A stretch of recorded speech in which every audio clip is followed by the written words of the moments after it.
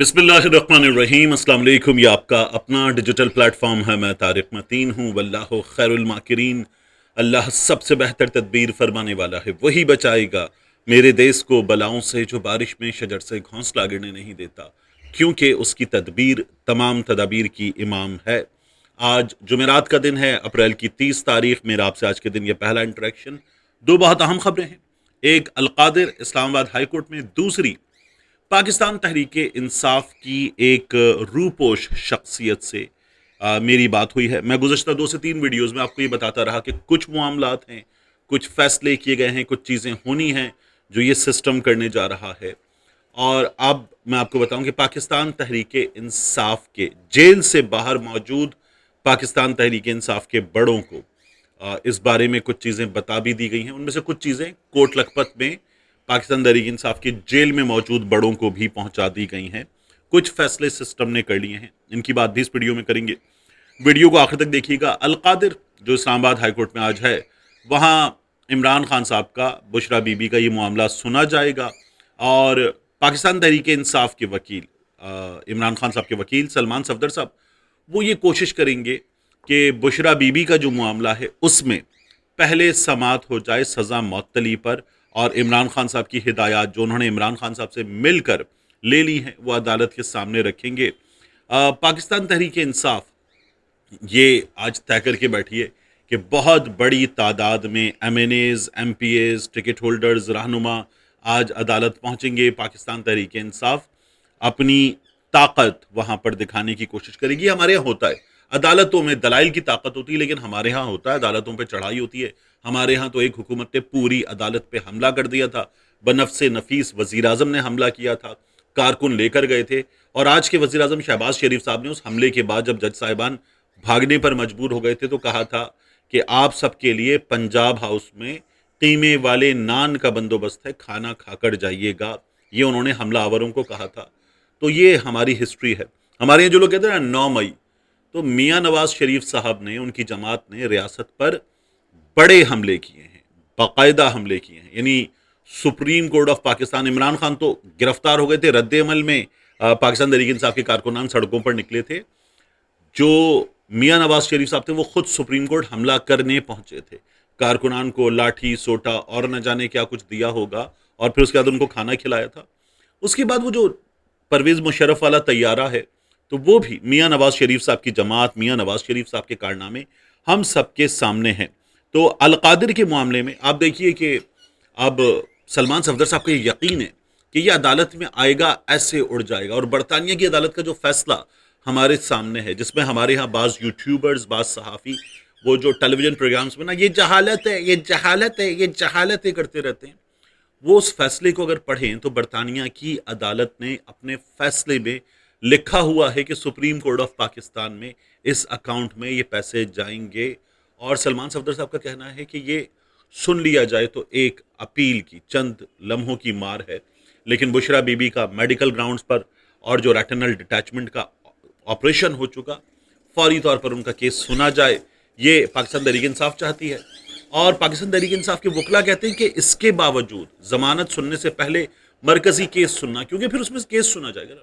आप दलाइल दें, आपका वकील दलाइल दे रहा है, मुखालिफ वकील दलाइल दे रहा है, तारीखें हो रही हैं, नोटिस हो रहे हैं, लंबा चल रहा है मामला। और हमें ये वाला डॉक्यूमेंट लाना है, हमें वाला डॉक्यूमेंट लाना है, ये डॉक्यूमेंट हमने वेरीफाई नहीं किया, इसको वेरीफाई करवाना है, वकील साहब बीमार हो गए। ये तमाम हरबे पहले भी इस्तेमाल हुए हैं, अब भी इस्तेमाल होंगे। तो पाकिस्तान तहरीक इंसाफ चाह रही है कि पहले सज़ा मअतली पर बात हो जाए। आप ये देखिए कि फिर भी ये केस लग जाए और इस पर दलाइल हो जाए, तब भी सलमान सफदर साहब को यकीन है कि ये ऐसे चुटकियों में उड़ जाएगा। लेकिन इसके बावजूद भी मैं कहता हूँ नहीं उड़ता, ये यहाँ से बरकरार रहेगा। कैसे? आप अदालतों में देख लीजिए क्या हुआ है, और अदालतों के साथ क्या हुआ है। मखसूस नशिस्तों का फैसला हो गया, हुआ अमल? नहीं हुआ। सिविलियंस का मिलिट्री ट्रायल नहीं हो सकता, जब अदालत ने, सुप्रीम कोर्ट ने करार दिया, तो क्या सिविलियंस सिविल सिस्टम को वापस कर दिए गए थे फौजी सिस्टम से? नहीं वापस किए गए थे, वहीं पर रहे। फिर उसके बाद सिविलियंस का मिलिट्री ट्रायल हो जाएगा, मिलिट्री ट्रायल हो गया, अब वो सिविलियंस बाकायदा वो फैसले मांग रहे हैं जिनकी बुनियादों पर उन्हें सजाएं हुई।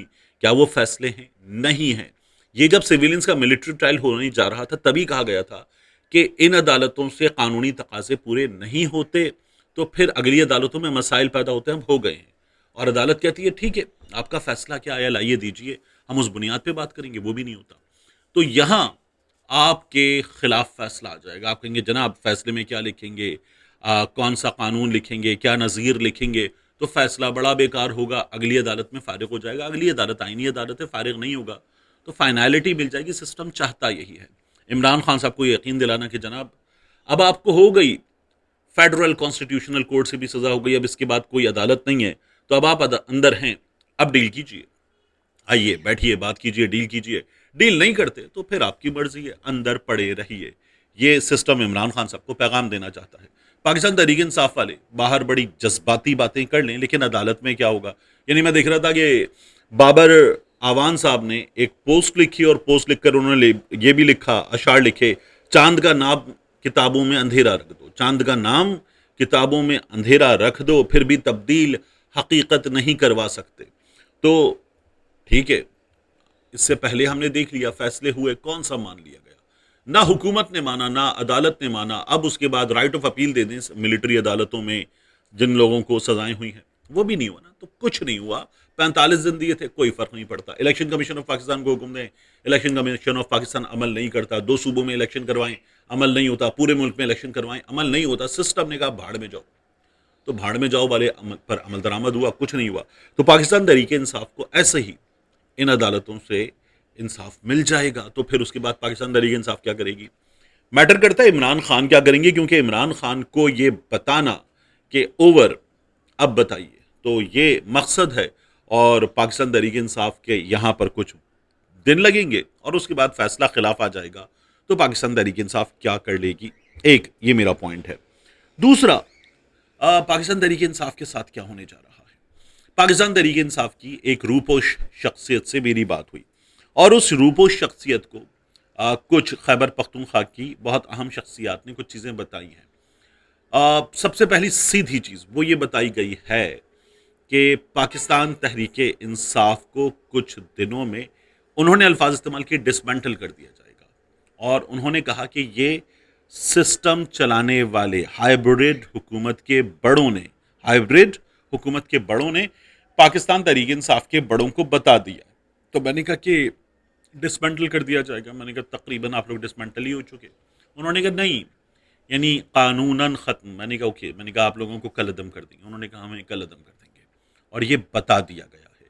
اور ان کا یہ کہنا ہے کہ یہ کام بہت زیادہ وقت نہیں لگے گا، کچھ 1 مہینے کے 1.5 مہینے کے اندر اندر کر دیا جائے گا، اور یہ بتا دیا گیا۔ میں نے کہا بتا دیا گیا سے مراد بتائیے، یعنی کس کو بتا دیا گیا؟ انہوں نے کہا جیل سے باہر موجود پاکستان تحریک انصاف کے بڑوں کو، اس پاکستان تحریک انصاف کا اتحاد چلانے والے بڑوں کو بتا دیا گیا ہے کہ پاکستان تحریک انصاف کے ساتھ یہ ہونے جا رہا ہے۔ خیبر پختونخوا حکومت کو بتا دیا گیا ہے، اور اطمینان سے بتا کے یہ کام کیا جا رہا ہے۔ تو میں نے کہا آپ کا یہ کہنا ہے اس روپوش شخصیت سے کہ یہ اسد قیصر صاحب کو، بیرسٹر گوہر صاحب کو، سلمان اکرم راجہ صاحب کو، میں یہ بھی مان لوں کہ محمود خان اچکزئی صاحب کو، علامہ راجہ ناصر عباس صاحب کو، سہیل آفریدی صاحب کو، ان دیٹ کیس علی امین گنڈاپور صاحب کو، سب کو بتا دیا۔ انہوں نے کہا بس نام چھوڑ دیجئے، تقریباً ان لوگوں کو اور کچھ بڑے لوگوں کو سب کو پتا ہے کہ پاکستان تحریک انصاف کو کل عدم قرار دے دیا جائے گا، یہ کام ہو جائے گا۔ میں نے کہا پھر؟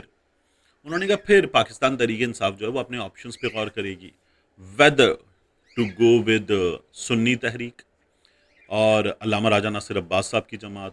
انہوں نے کہا پہلے بھی یہ مسئلہ ہوا تھا، اب بھی ہے، کہ علامہ راجہ ناصر عباس صاحب کی جماعت کے ساتھ جانے میں وہ جو شیعہ ڈویژن والا کارڈ کھیلا جائے گا مخالفین کی جانب سے، اس سے کیسے نمٹنا ہے، تو وہ ایک مسئلہ بنے گا۔ میں نے کہا ٹھیک ہے، پہلے بھی، کیونکہ اس پہ بحث اس لیے نہیں کی کیونکہ پاکستان تحریک انصاف پہلے اس مسئلے سے 2-4 رہ چکی ہے۔ دوسرا، انہوں نے کہا کہ جو جماعت ہے سنی اتحاد کونسل، ان کے ساتھ جا سکتے ہیں، علامہ صاحبزادہ حامد رضا صاحب اندر ہیں، اور تو انہوں نے کہا جی بالکل ان کے ساتھ جا سکتے ہیں، صاحبزادہ حامد رضا صاحب کی جماعت کے ساتھ جایا جا سکتا ہے، اچھا زئی صاحب کی جماعت کے ساتھ بھی جایا جا سکتا ہے، پاکستان تحریک انصاف کو ختم کیا جائے۔ میں نے کہا جو عمران خان صاحب کی ہدایات کے بارے میں پتہ چلا تھا کہ انہوں نے کہا تھا ایک اور جماعت رجسٹر کروا لیں، اس کا پیپر ورک، نام وام الیکشن کمیشن آف پاکستان میں دینے کا کام وہ کروا لیں، اس کے انڈر چلے جائیں۔